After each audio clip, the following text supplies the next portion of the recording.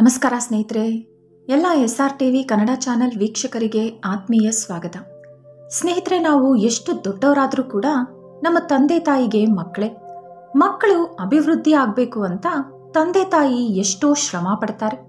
ಮಗು ಚಿಕ್ಕವನಾಗಿದ್ದಾಗ ಓದ್ಲಿ ಅಂತ ಕಷ್ಟಪಡ್ತಾರೆ. ಆಮೇಲೆ ಒಳ್ಳೆ ಕೆಲಸ ಸಿಗ್ಲಿ ಅಂತ ಕಷ್ಟಪಡ್ತಾರೆ. ಆಮೇಲೆ ಆ ಕೆಲಸದಲ್ಲಿ ಪ್ರಮೋಷನ್ ಸಿಗ್ಲಿ ಅಂತ ಆಸೆ ಪಡ್ತಾರೆ. ಅದಾದ ಮೇಲೆ ಒಳ್ಳೆ ಮದುವೆ ಸಂಬಂಧ ಕೂಡಿ ಬರ್ಲಿ ಅಂತ ಕನಸು ಕಟ್ಕೋತಾರೆ. ಅದರ ನಂತರ ಮೊಮ್ಮಕ್ಕಳು ಬೇಕು ಅಂತ ಆಸೆ ಪಡ್ತಾರೆ. ಹೀಗೆ ತಂದೆ ತಾಯಿ ಆಸೆಗೆ ಬ್ರೇಕ್ ಅನ್ನೋದೇ ಇರಲ್ಲ. ಮಕ್ಕಳಿಗೋಸ್ಕರ ಎಷ್ಟೋ ಪೂಜೆಗಳು ವ್ರತಗಳು ಮಾಡ್ತಾನೆ ಇರ್ತಾರೆ. ಇದರಲ್ಲಿ ಗಂಡು ಮಗು ಹುಟ್ಟಿದ್ರೆ ಅಂತೂ ಎಷ್ಟೋ ಸಂತೋಷ ಪಡ್ತಾರೆ. ಮನೆಗೆ ವಾರಸ ಬಂದಾಯ್ತು ಅಂತ ಹಬ್ಬನೇ ಮಾಡ್ಕೋತಾರೆ. ಸಂತಾನ ಅನ್ನೋದು ಪ್ರತಿ ಮನುಷ್ಯನ ಜೀವನದಲ್ಲಿ ತುಂಬಾ ಅಪರೂಪವಾದದ್ದು. ಗರ್ಭಿಣಿಯಾದ ಕ್ಷಣದಿಂದ ಪ್ರತಿ ತಂದೆ ತಾಯಿ ಹುಟ್ಟೋ ಮಕ್ಕಳಿಗೋಸ್ಕರ ಎಷ್ಟೋ ಕನಸು ಕಟ್ಕೋತಾರೆ.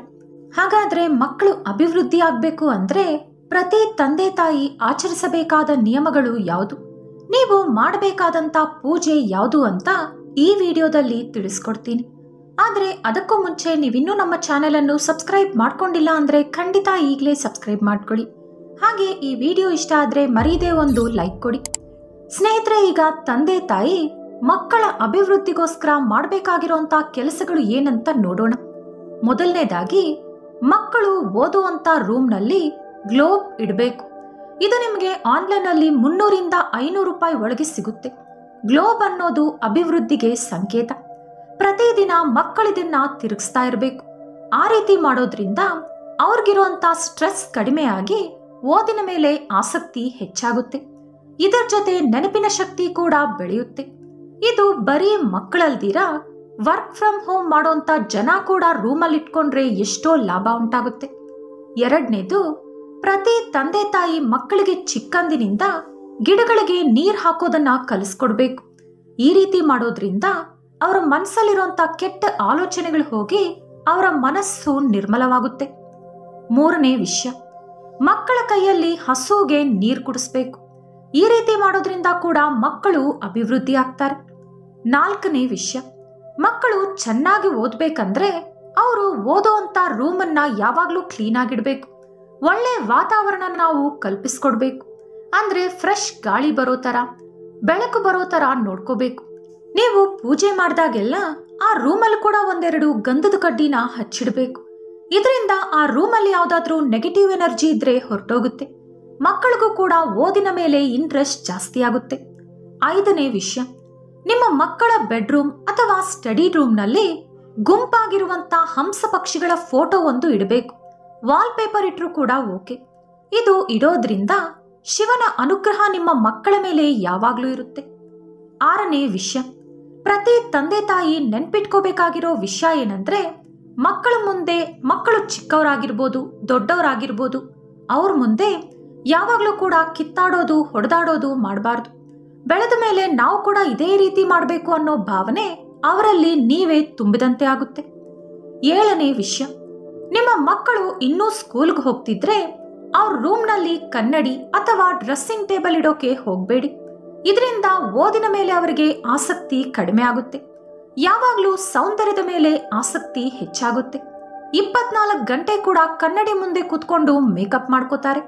ಹಾಗೆ ಜಾಸ್ತಿ ಕನ್ನಡಿ ನೋಡೋದ್ರಿಂದ ಕೂಡ ಹಠ ಅನ್ನೋದು ಕೂಡ ಜಾಸ್ತಿ ಆಗುತ್ತೆ. ಅಂದ್ರೆ ನಿಮ್ಮ ಮಾತು ಕೇಳೋದಾಗ್ಲಿ, ನಿಮ್ಮ ಮಾತಿಗೆ ಬೆಲೆ ಕೊಡೋದಾಗ್ಲಿ ಮಾಡಲ್ಲ. ಸಾಧ್ಯ ಆದ್ರೆ ದೊಡ್ಡ ಮಕ್ಕಳ ರೂಮಲ್ಲಿ ಕೂಡ ಕನ್ನಡಿ ಬೇಡ. ಎಲ್ಲಾದ್ರೂ ಹಾಲಲ್ಲಿಟ್ಟು ಮೇಕಪ್ ಮಾಡ್ಕೋಬೇಕಂದ್ರೆ ಅಲ್ಲೇ ಬಂದು ಮೇಕಪ್ ಮಾಡ್ಕೊಳ್ಳೋಕೆ ಹೇಳಿ. ಆಗ ಎಲ್ಲರ ಮುಂದೆ ಗಂಟೆಗಟ್ಲೆ ನಿಂತ್ಕೊಳ್ದೆ 5 ನಿಮಿಷದೊಳಗಡೆ ಮೇಕಪ್ ಮುಗಿಸ್ಕೊಂಡು ಹೊರಟೋಗ್ತಾರೆ. ಎಂಟನೇ ವಿಷಯ, ಮಕ್ಕಳು ಮಲಗುವಂತ ರೂಮ್ನಲ್ಲಿ ಸ್ವಲ್ಪ ಜಾಸ್ತಿ ಬೆಳಕಿರುವಂತ ನೈಟ್ ಬಲ್ಬ್ನ ಹಾಕಿಡಿ. ಸ್ಕ್ರೀನ್ಗಳು ಕೂಡ ತೆಗೆದಿಟ್ರೆ ಒಳ್ಳೇದು. ಮಕ್ಕಳಲ್ದಿರ ದೊಡ್ಡವರು ಕೂಡ ಬೆಡ್ರೂಮ್ ಒಳಗಡೆ ಫುಲ್ ಕತ್ಲಲ್ಲಿ ಮಲ್ಕೋಬಾರ್ದು. ಸ್ವಲ್ಪನಾದ್ರೂ ಬೆಳಕಿಟ್ಕೊಂಡು ಮಲ್ಕೋಬೇಕು. ಹಾಗೆ ನಿಮ್ಮ ಮಕ್ಕಳು ತುಂಬಾ ಕಪ್ಪು ಬಟ್ಟೆ ಹಾಕದೇ ಇರೋ ತರ ನೋಡ್ಕೊಳ್ಳಿ. ಕಪ್ಪು ಬಟ್ಟೆ ಜಾಸ್ತಿ ಹಾಕೋದ್ರಿಂದ ಅವರಲ್ಲಿ ಯಾರ ಮಾತು ಕೇಳದೇ ಇರುವಂತ ಕೆಟ್ಟ ಹಠ ಬೆಳೆದೋಗುತ್ತೆ. 9ನೇ ವಿಷಯ, ನಿಮಗೆ ನೆನಪಾದಾಗೆಲ್ಲ ನಿಮ್ಮ ಮಕ್ಕಳಿಗೆ ಸ್ವಲ್ಪ ಜೇನು ತಿನ್ನಿಸ್ತಾ ಇರಿ. ಹಾಗೆ ಪ್ರತಿ ಹುಣ್ಣಿಮೆಗೆ ತಾಯಿ ಕೈಯಾರೆ ಒಂದು ಸಿಹಿ ಪದಾರ್ಥ ತಯಾರಿಸಿ ಅದನ್ನ ಚಂದ್ರನ ಬೆಳಕಲ್ಲಿ ಒಂದು 5 ನಿಮಿಷ ಬಿಟ್ಟು ಅದರ ನಂತರ ನಿಮ್ಮ ಕೈಯಾರೆ ನಿಮ್ಮ ಮಕ್ಕಳಿಗೆ ತಿನ್ನಿಸಿ. ಈ ರೀತಿ ಮಾಡೋದ್ರಿಂದ ನೀವು ಹೇಳಿದಂತ ಮಾತು ನಿಮ್ಮ ಮಕ್ಕಳು ತಪ್ಪದೆ ಕೇಳ್ತಾರೆ. ಅವ್ರಿಗಿರುವಂತ ಕೋಪ, ಹಠ ಇವೆಲ್ಲ ಕೂಡ ಹೊರಟೋಗುತ್ತೆ. 10ನೇ ವಿಷಯ, ನಿಮ್ಮ ಮಕ್ಕಳ ಕೈಯಲ್ಲಿ ಸಾಧ್ಯವಾದಷ್ಟು ಸಲ ಓಂ ಶಾಂತಿ ಶಾಂತಿ ಶಾಂತಿ ಈ ಮಂತ್ರನ ಹೇಳಿಸ್ತಾ ಇರಿ. ಈ ರೀತಿ ಮಾಡೋದ್ರಿಂದ ಅವರ ಮನಸ್ಸು ಪ್ರಶಾಂತವಾಗಿರುತ್ತೆ, ಕೋಪ ಬರಲ್ಲ. ಸ್ನೇಹಿತರೆ, ಇನ್ನು ಇತ್ತೀಚೆಗೆ ಎಲ್ಲ ತಂದೆ ತಾಯಿಗೂ ಇರುವಂತ ಮೇನ್ ಪ್ರಾಬ್ಲಮ್ ಏನಂದ್ರೆ ಚಿಕ್ಕ ಮಕ್ಕಳು ಕೂಡ ಎದುರು ಜವಾಬು ಕೊಡ್ತಾರೆ. ತಂದೆ ತಾಯಿ ಕೋಪದಲ್ಲಿ ಒಂದು ಮಾತಾಡಿದ್ರೆ ಮಕ್ಕಳು ತಿರುಗಿಸಿ 10 ಮಾತಾಡ್ತಾರೆ. ಕೆಲವು ಮಕ್ಕಳಾದ್ರೆ ತಂದೆ ತಾಯಿನ ಹೊಡಿತಾರೆ ಕೂಡ. ಇಂಥ ಮಕ್ಕಳಾಗಿರ್ಬೋದು ಅಥವಾ ಹಠಮಾರಿ ಮಕ್ಕಳಾಗಿರ್ಬೋದು, ಇಲ್ಲ ಯಾರ ಮಾತು ಕೇಳದೆ ಇರುವಂತ ತರಲೆ ಮಕ್ಕಳಾಗಿರ್ಬೋದು, ಅಥವಾ ಎಷ್ಟು ಓದಿದ್ರು ವಿದ್ಯೆ ತಲೆಗತ್ತಲ್ಲ ಅನ್ನೋಂತ ಮಕ್ಕಳಾಗಿರ್ಬೋದು. ಇಂಥ ಮಕ್ಕಳಿಗೋಸ್ಕರ ಒಂದು ಪವರ್ಫುಲ್ ಪರಿಹಾರನ ತಂದೆ ತಾಯಿ ಮಾಡಬೇಕಾಗುತ್ತೆ. ಅದೇನಂತ ಈಗ ನೋಡೋಣ. 11 ಭಾನುವಾರಗಳು, 3 ಹುಣ್ಣಿಮೆಗಳು ಹಾಗೂ 3 ಅಮಾವಾಸ್ಯೆಗಳ ದಿನದಂದು ಜುಟ್ಟಿರುವಂತ ತೆಂಗಿನಕಾಯಿ ಒಂದು ತಗೊಂಡು ಓಂ ನಮೋ ನಾರಾಯಣಾಯ ಈ ಮಂತ್ರ ಹೇಳ್ತಾ ನಿಮ್ಮ ಮಕ್ಕಳಿಗೆ ದೃಷ್ಟಿ ತೆಗಿಬೇಕು. 7 ಸಾರಿ ಬಲಗಡೆ, 7 ಸಾರಿ ಎಡಗಡೆ ಆ ಕಾಯಿನ ಸುತ್ತಿ ದೂರ ಎಲ್ಲಾದ್ರೂ ಎಸೆದು ಬಿಡಬೇಕು.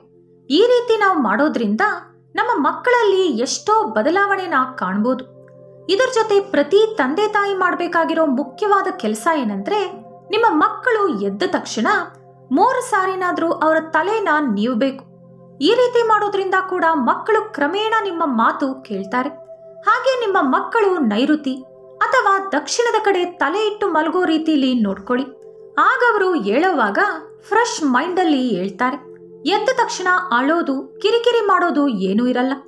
ಒಂದು ವೇಳೆ ನಿಮ್ಮ ಮಕ್ಕಳು ವಿಪರೀತವಾದ ಹಠಮಾರಿಗಳಾಗಿದ್ದು ನೀವು ಹೇಳೋ ಒಂದು ಮಾತು ಕೂಡ ಕೇಳ್ತಾ ಇಲ್ಲ ಅನ್ನೋರಾದ್ರೆ, ಮಂಗಳವಾರ 11 ವೀಳ್ಯದೆಲೆ ತಗೊಂಡು ಅದರ ಮೇಲೆ ಸಿಂಧೂರದಿಂದ ಶ್ರೀರಾಮ ಅಂತ ನಿಮ್ಮ ಮಕ್ಕಳ ಕೈಯಲ್ಲಿ ಬರೆಸಿ ನಿಮ್ಮ ಮನೆಯಲ್ಲಿರುವಂತ ಆಂಜನೇಯನ ಫೋಟೋ ಆಗಿರ್ಬೋದು ಅಥವಾ ವಿಗ್ರಹದ ಕೊರಳಿಗೆ ಮಕ್ಕಳ ಕೈಯಿಂದ ಹಾಕ್ಸಿ. ಇಲ್ಲಾಂದ್ರೆ ದೇವಸ್ಥಾನಕ್ಕೂ ಕೂಡ ಇದನ್ನ ಕೊಡ್ಬೋದು. ಈ ರೀತಿ ಮಾಡೋದ್ರಿಂದ ಕೂಡ ಕ್ರಮೇಣ ನಿಮ್ಮ ಮಕ್ಕಳು ಬದಲಾಗ್ತಾರೆ. ಅವರು ಪೂರ್ತಿ ಬದಲಾಗಿದ್ದಾರೆ ಅನ್ನೋ ನಂಬಿಕೆ ನಿಮ್ಗೆ ಬರೋವರೆಗೂ ಕೂಡ ಪ್ರತಿ ಮಂಗಳವಾರ ಇದೇ ರೀತಿ ಮಾಡಿಸ್ತಾ ಇರಿ.